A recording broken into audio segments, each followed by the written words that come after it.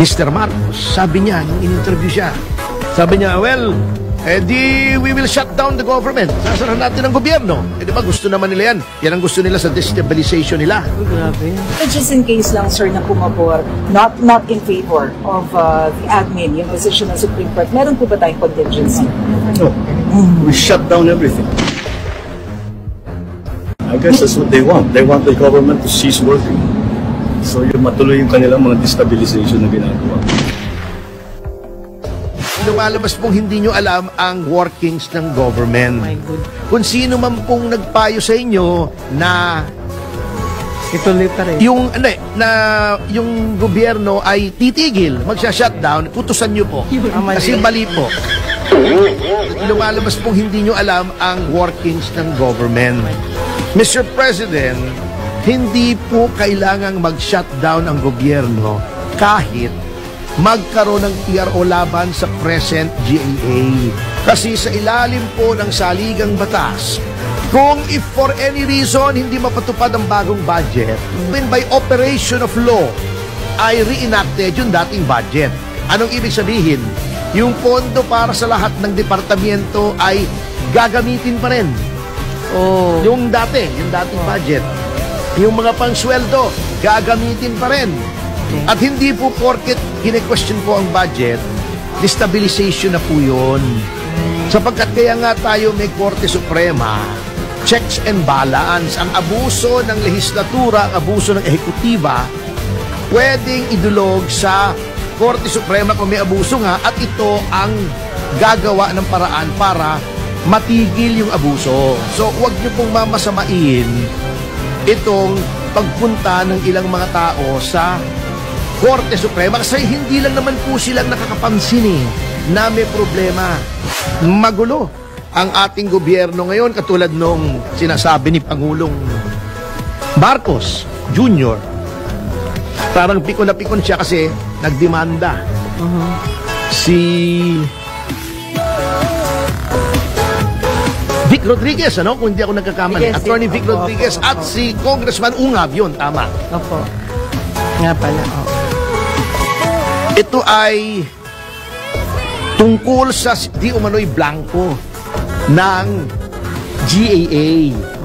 Bago napikon si Mr. Marcos, sabi niya nung in-interview siya, pag tinatanong niya, paano pag pinigil ng Korte Suprema kasi may prayer for TRO yung petition ni Attorney Rodriguez at ni Congressman Ungab. Sabi niya, well, we will shut down the government. Sasarahan natin ang gobyerno. Di ba gusto naman nila yan? Yan ang gusto nila sa destabilization nila. Grabe. Mr. President, hindi po kailangang mag-shutdown ang gobyerno kahit magkaroon ng TRO laban sa present GAA. Kasi sa ilalim po ng saligang batas, kung if for any reason hindi mapatupad ang bagong budget, deemed reenacted, ibig sabihin parang ginawang batas ulit without any positive act on the part of either Congress or the Executive. Kasi ang gumagawa ng batas yung mga Kongreso, pinipirmahan ng Pangulo. Wala na pong gagawin by operation of law ay reenacted yung dating budget. Anong ibig sabihin? Yung pondo para sa lahat ng departamento ay gagamitin pa rin. Yung dating budget. Yung mga pangsweldo, gagamitin pa rin. And better yet, yung pagtanggal ng subsidy ng PhilHealth, hindi mawawala. Yung AKAP, mawawala. Yung mga questionable. Yun po ang mangyayari. Hindi po mag-grind to a halt. Hindi po titirik. Hindi po titigil ang gobyerno. Tuloy-tuloy po. Kung sino man pong nagpayo sa inyo na ituloy pa rin. Yung gobyerno ay titigil, magsha-shutdown, putusan nyo po. Kasi mali po. Lumalabas pong hindi nyo alam ang workings ng government. At hindi po porket kine-question po ang budget, destabilization na po yun. Sapagkat kaya nga tayo may Korte Suprema, checks and balance, ang abuso ng lehislatura, ang abuso ng ehekutiba, pwedeng idulog sa Korte Suprema kung may abuso nga, at ito ang gagawa ng paraan para matigil yung abuso. So, wag nyo pong mamasamain itong pagpunta ng ilang mga tao sa Korte Suprema kasi hindi lang naman po silang nakakapansin na may problema. Even si Frank Trilon, sinasabi niya, bagamat mahirap questionin, may problema yung budget. Ang dami pong nakakapansin. Si dating speaker, Pantaleon Alvarez, sinasabi niya, may problema. Problema talaga. Ito. Ngayon, nagalit si Pangulong Marcos. I did not see any blanks in the damned bill. Di ba sabi niya? Medyo nagmura pa, galit eh. Eh, talaga pong wala kayong makikitang blanks doon sa enrolled bill, Mr. President. Kasi the damned problem is not in the damned enrolled bill. It is in the damned BICAM. It's in the damned technical working group. Na pagkagaling sa technical working group at may blanks ay niratify ng both chambers. At pagka-ratify, may technical working group na nag-fill up ng blanks bago dalhin sa inyo. Yun po ang issue, hindi naman na pumirma kayo in blank. Wala po nagsasabing pumirma kayo in blank.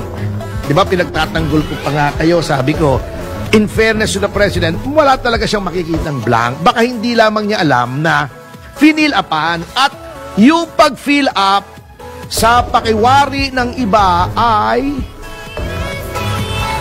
unauthorized. So, undue delegation of legislative powers. Kasi pag from the BICAM, pag binalik po yan for ratification sa both houses, dapat po yan kumpleto. Hindi pwedeng may blank yan for ratification. You cannot ratify a carte blanche, a blank check. Ako, attorney, pero parang ano na po ito eh. Ito po dumadami na ang problema natin. Siguro naman hindi naman, wala namang masamang intention si Pangulo. Maaaring down the line, yung sa baba niya, ay may mga something na hindi lang napapaliwanag maayos. Yun lang po yun. Hindi, yun lang nga. Kaya nga sinasabi ko, baka hindi niya alam, pero wag niyang i-dismiss outright na maaring may mali. Kaya nga sabi nung iba, huwag mo munang pirmahan. Ang problema naman ay hindi lamang yung mga questionable provision na dapat mong i-veto. May question din na blank. Ibalik mo muna. Or investigahan mo, sino bang gumawa ng blank nito? Sino nag-fill up the blanks? Yan ba ay may authority o wala? So yun ang ating problema. Maaring in the long run, Mr. President, ay ma-uphold yung budget. Maari. Kasi anything can happen eh. Opo. Kasi nga, being an enrolled bill, walang blanks. Ngunit, the question will persist. Unang-una, bakit ganyan ang budget mo? Bakit magulo? Bakit ang edukasyon ay mas mababa sa DPWH? Bakit puro flood control?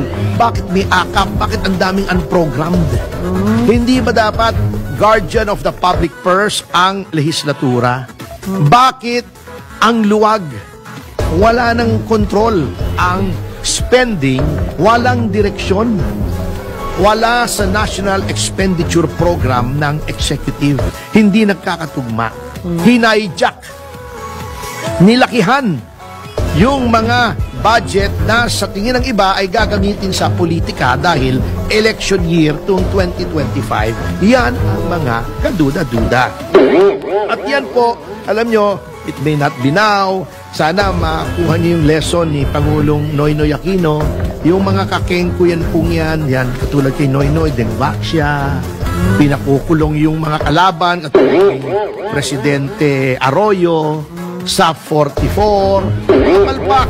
Unang-unang araw pa lang, di ba, namatay na yung mga hostages sa Luneta. Yung mga ganun ba? Bago ayaw mag-apologize, naiipon po yan little by little, parang anay yan, na undermine yung inyong legacy, which you should be thinking of.